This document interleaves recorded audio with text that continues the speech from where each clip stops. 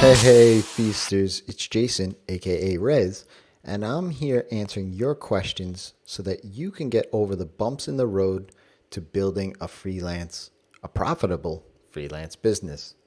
And today's question is really a trendy topic at this point, and it's, do I have to be concerned with the GDPR? Now, as someone whose main service to clients is managing their email lists, I've been getting this question asked from all different angles: Slack, email, and such.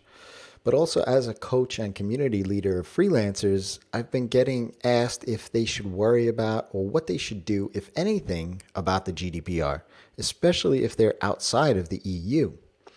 Now, I first want to state that I'm not a lawyer and by no means take any of this information as legal advice, but take it as best practice for you, your business, and your email list moving forward.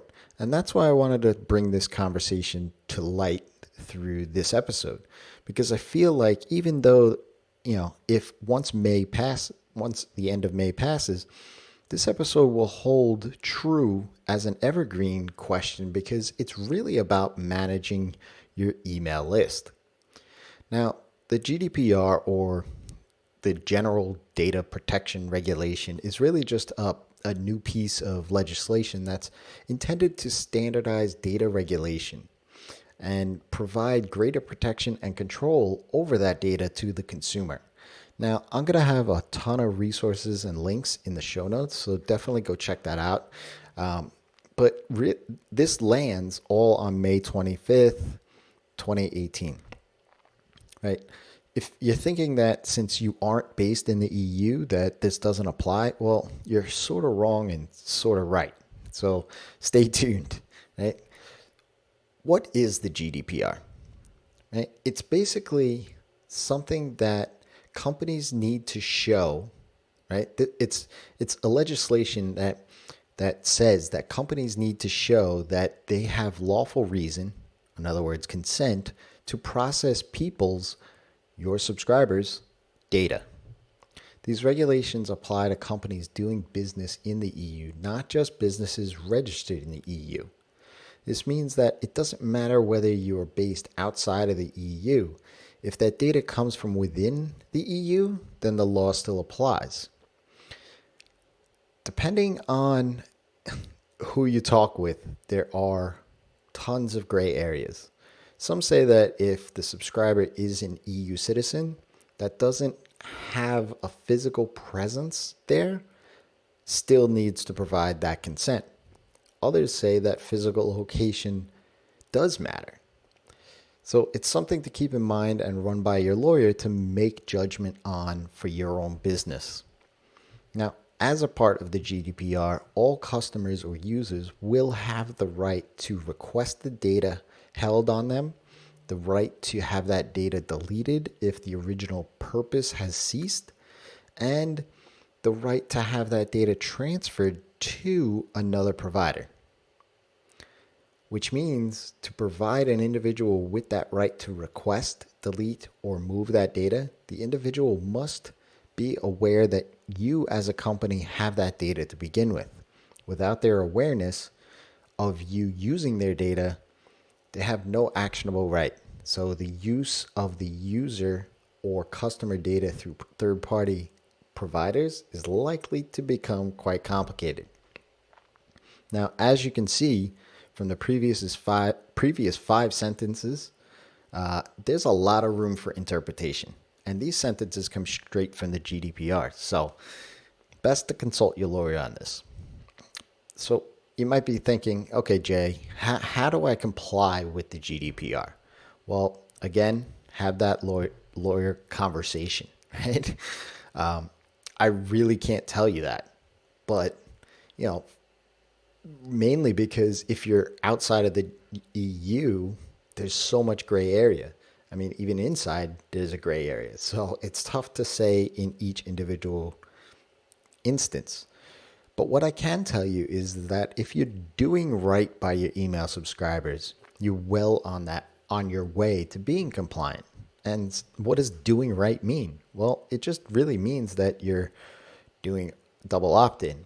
You are allowing folks to unsubscribe from every email that you send.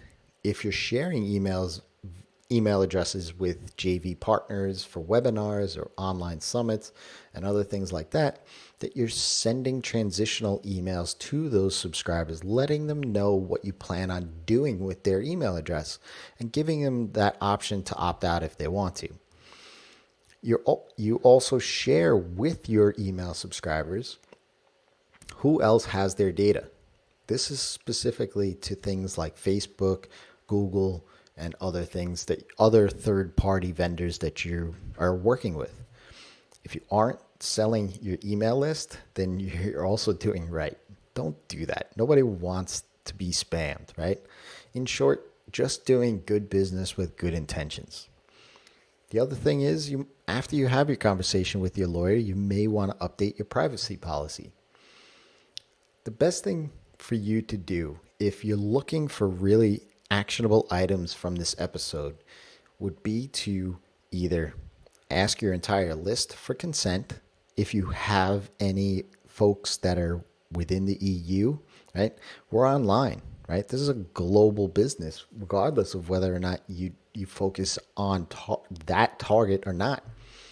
So you might have European citizens in your list. If you're really meticulous about your list and you know where each of those people are, then maybe you're better off than most.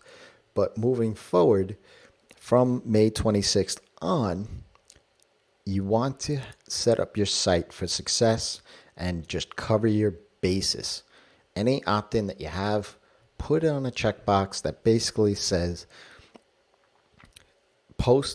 after this, after you receive this download, I understand that I will have this data, my email address, my first name, sent to X people.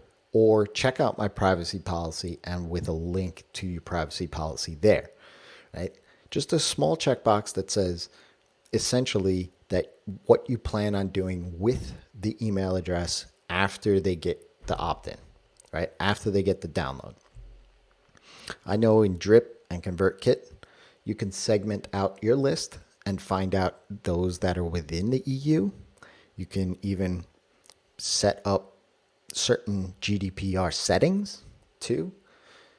There are tons of other platforms out there like MailChimp, ActiveCampaign, and HubSpot and others. So check out the show notes for what you can do in there. For the sake of not boring you completely to death, hopefully that this helped, right? If this was the first time you are hearing about this, then it might be a bit concerning of how this really applies to you. So you definitely want to pick up a phone or shoot your lawyer an email and say, hey, I heard about this GDPR thing. Do I have to be concerned about it?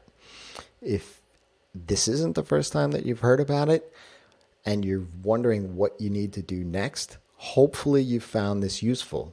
Again, inside the show notes, I have several resources that you can use today to really start implementing and preparing for this May 25th deadline.